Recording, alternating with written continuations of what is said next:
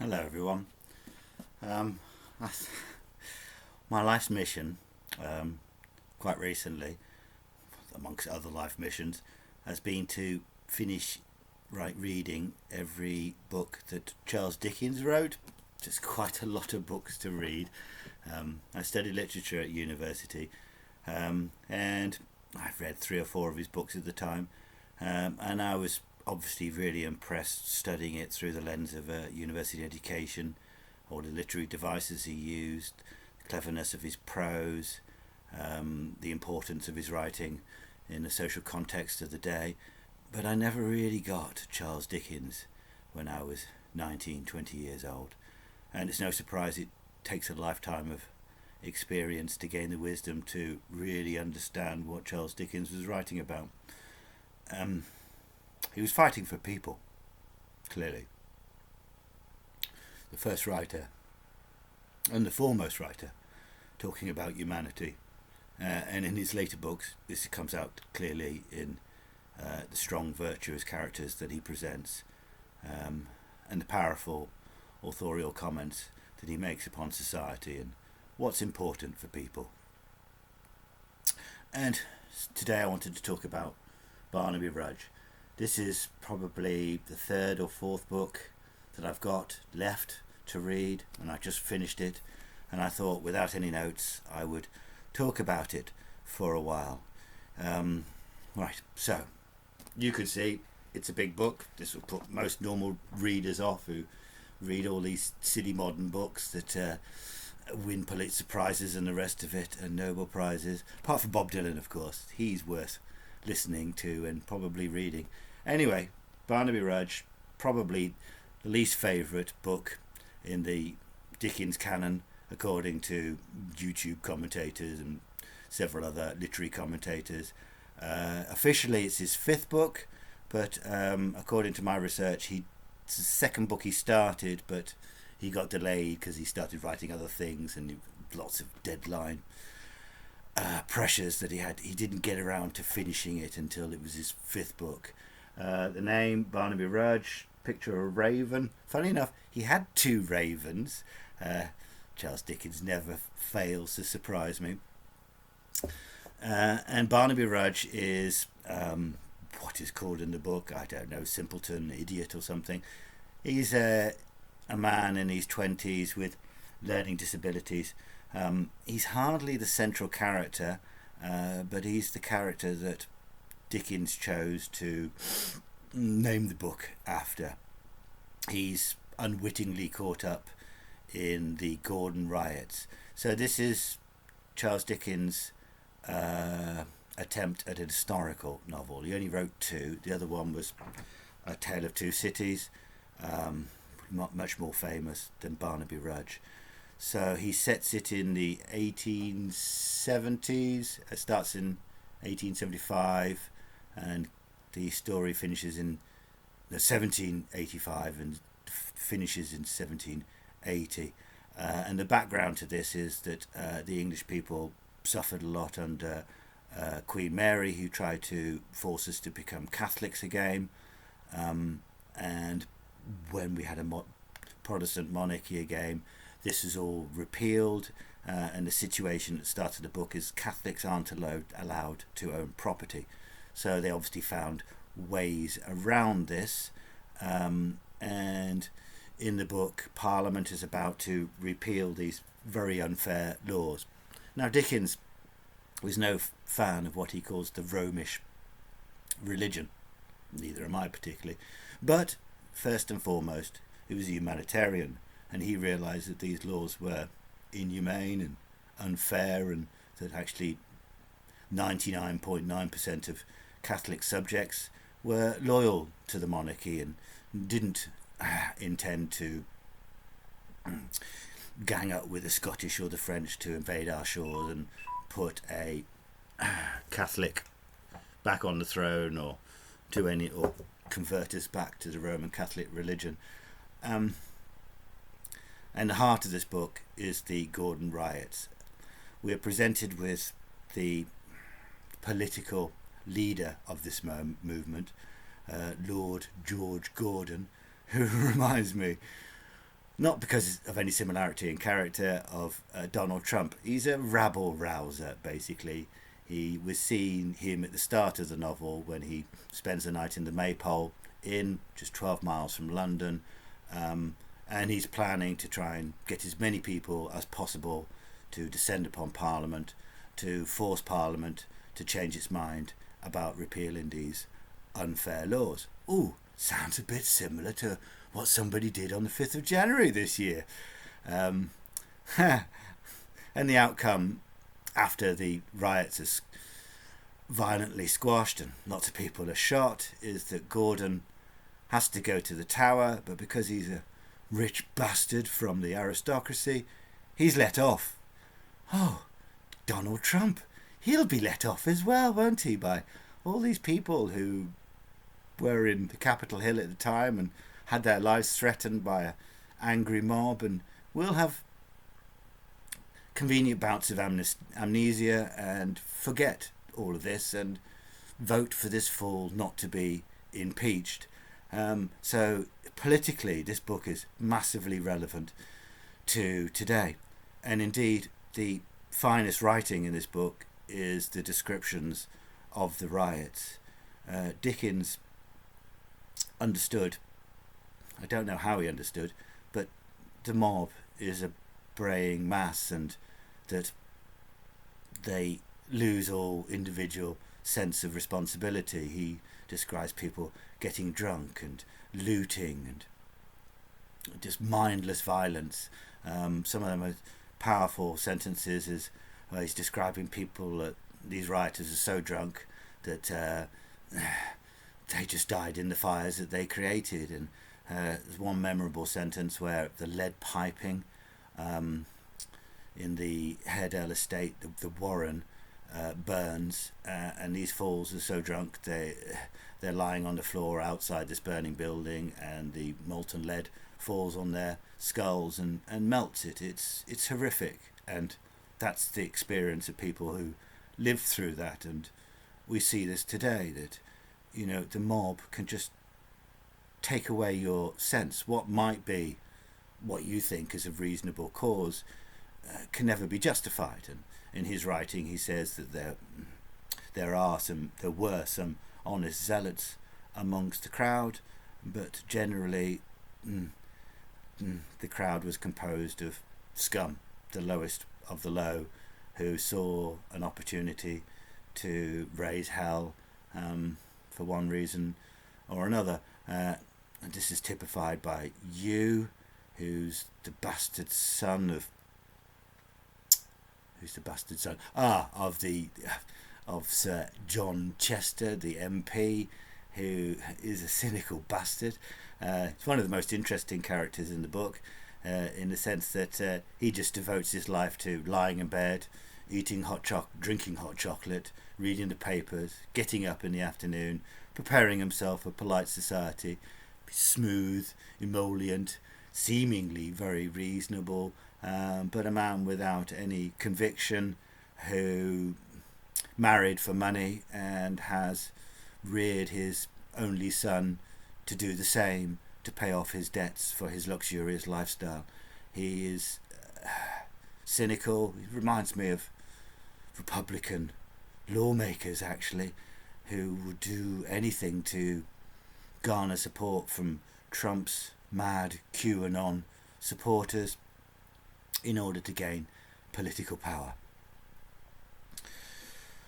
And he meets his just deserts when he gets killed in a duel at the end of the novel. He's kind of a melodramatic hero, and his death is unconvincing, but I really enjoyed his character in the book, and I felt it compelling and quite interesting. At the beginning of the story, when he meets Haredale the Catholic, he comes across as, in my eyes, seeming like the more reasonable character. It's only later we realise that it's just a subterfuge, and he's a man he's an amoral person, basically, and Haredale, for being rough around the edges, was not. And Haredale clearly shows his humanity when he's dealing with the lower classes, and Chester is just there to use and exploit people, and so much so that he doesn't care about the love that his son has found, and will do anything to undermine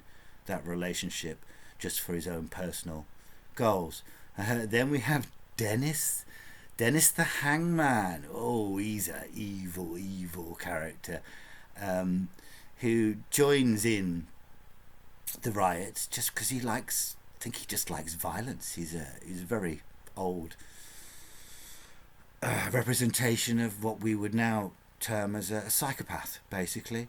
And when things are going bad for the rioters, he turns sides and he leads the authorities to his co-conspirators, thinking that his position as the hangman of Tyburn will make him so important. He likes working off people. This is one of Dickens's great skills, is coming up with these phrases and then repeating them that have a lot of resonance. That's how he sees his job, as working off people, and that he's doing invaluable service to the people he kills in the name of capital punishment, and to society at large. Dickens found the need to kill him off, rightly bloody so. Unfortunately, in real life, Dennis the Hangman actually gets off, according to the historical account, which is sad and sickening, and reminds me of the Conservative Party, to be honest. So we've got Dennis. We've got Simon Tappertip, who's a comic character who gets caught up in. Obviously, he's an apprentice, and he feels slightly aggrieved because I don't suppose apprentices got very much money in Dickens's time at all. They've got more board and rent and skills rather than any minimum wage. And he starts off as a comic character who's small, who's in love with his thin legs. And he's amusing. There's some good comic scenes when he's gathered in this damp cellar with other apprentices, and they sing songs and get drunk and wish for the days when they can marry their master's daughters and have a better place in society. However, he gets caught up in these riots. Yu, who's another psychopath, patronises him and pretends to let him be his leader, but not really. Yu would just slash his throat first moment possible. Anyway, Simon gets so caught up in it. He's one of the ringleaders. He's one of the kidnappers of Emma Haredale and Dolly Varden. I'll talk about Dolly Varden in a moment. Yes, and he gets rightfully, I don't know, he got hung or killed. Anyway, he meets his just desserts. So, criticisms of this novel. The first one is quite obvious, really. The plotting. I find a lot of the plots of Charles Dickens a bit hard to fully grasp after I've finished the book, and often I have to go to Wikipedia afterwards and check that I got it right. And in this one, we've got this killer who's presented the story of this death of the Haredale. The owner of Haredale dies, and his uncle, the brother, takes over and also looks after his child. And it was blamed upon, I think, the gardener or something, but it was really the steward. He swapped clothes, so assumes a different identity and escapes, and he's this mysterious highwayman that we see at the start of the novel, and then he sort of comes back in. We don't really know who he is. He's threatening Barnaby Rudge and his mother, and eventually we find out. Haredale captures him, and he goes to prison and probably gets his just desserts.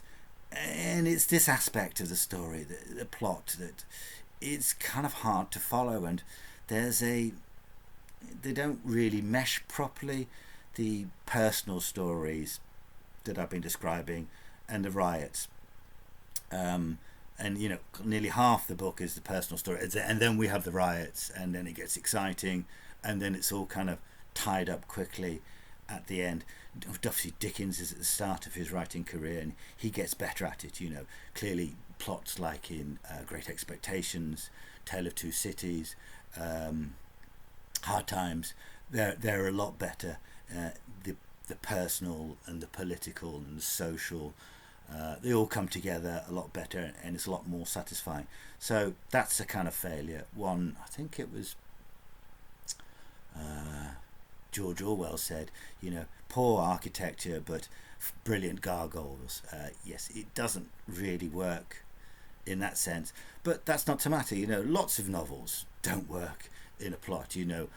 Dostoevsky's novels were called baggy monsters, but Jesus, I would challenge anybody to say that anybody wrote more important books than Dostoevsky, really. He was profound. So, stuff plot sometimes. However, that's a criticism of Dickens. And, there is, I kind of like the writing, although there's plenty of comedy and prose invention. It seemed a lot more terse to me. He gets on with it quicker, and he changes as a writer.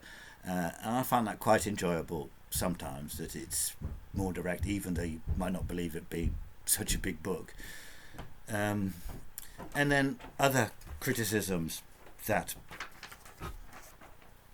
I've noted that I've lost my thread. My daughter's just coming to give me her homework because we're in the middle of lockdown, and she has to do her homework at home. Can't wait till she studies Dickens. Yes, that was it. Virtuous characters. He normally places the virtuous character and the character that really carries the weight of his moral message at the centre of his novels. Nickleby is a good example of that. Little Dorrit is another good example of that, where we are guided by these characters to know what is right to do in life. Dickens doesn't place these characters at the centre of his book. We've got the Varden family, the locksmith, Gabriel Varden, and his wife, Martha Varden, who's a bit of a nag and slightly obsessed about strange things. She's kind of inconstant. I suppose it's a stereotypical portrayal of women, which from a feminist point of view is not ideal. And then we've got the vain daughter, Dolly Varden, who kind of inspired fashions and the names of boats and things like this. So she's pretty, she's vain.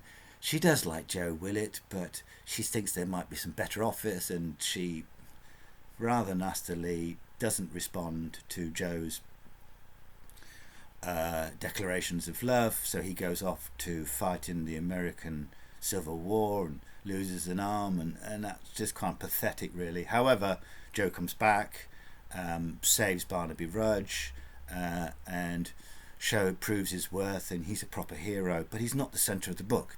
He's just not the centre of the book. That's kind of the problem for a lot of people with this Charles Dickens book. And you can see that it's not a popular book because there was one film in the 1915, I think, a silent movie. The BBC have attempted it once.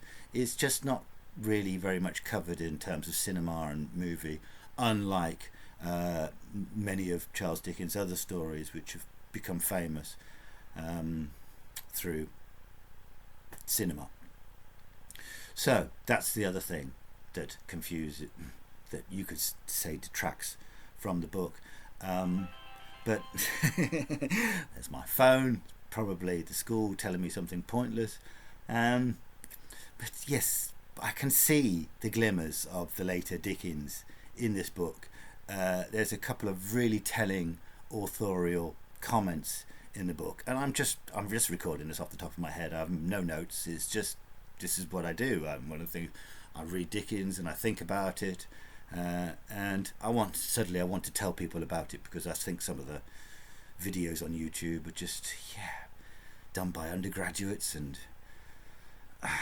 yes, readers perhaps who don't give much incisive help to people who actually want to study Dickens or understand Dickens further. There's one brilliant section where Dickens comments about the reasons for the riots, and he just hits it on the head. It's social conditions. The majority of people just live shitty lives and died very quickly, and he also mentions an awful police force. He really saw London for what it was and the inequalities of London society at the time, and mostly London, but larger society. But most of his books is set in and around London. And the other telling one for me was about Dolly Varden, and when she finally realises that she loves Joe, Dickens says something along the lines that it was only when Dolly Varden realised her own worth that she could realise the worth of the love that Joe Willett gave to her. And this is after he lost his arm in America, and obviously the way that Dickens wrote it is far more moving than my paraphrase, but it's a telling psychological point that if you're just lost in vanity and the surface of life, you're never really going to understand profound emotions and the importance of love. And in a way, perhaps Dolly Varden's story is the true light in this book, that it is possible for people to change and to realise what in front of their eyes is very important. Would I recommend reading this book? Christ, yes. Every book, every sentence written by Dickens is probably worth reading. You'll get a lot more out of it than, sadly, reading Harry Potter. Not to say that I don't like reading Harry Potter to my daughter, although, what are the themes in Harry Potter? That could be a story for another day. So I'm not going to tell you to subscribe or join or send me money or buy my merch or whatever. Just put out there as just a bizarre little monologue or diatribe, and yes, and an encomium to a man that I just so much appreciate, Charles Dickens. Somebody who's got me through months of lockdown. Just seems to have his message. God, I wish the Tory party would actually absorb a fraction of it, and then I might be happier with my politicians. And this book is all about politicians. And oh yes, before I go, interesting that the mayor of London doesn't stop the rioting because he's a effing popularist, isn't he? He doesn't want to disturb the apple cart because he thinks these Protestant loving, braying, violent, dangerous people are his people. Yes, well, respect to the monarchy for sending the soldiers out and shooting the buggers in the end, and hanging the buggers, because that's, I don't believe in capital punishment, but something needed to be done, and people's houses shouldn't just be burnt down because they have different religious beliefs to the majority. Clearly. Right, so I'm going to finish here. Read Barnaby Rudge. Bye bye.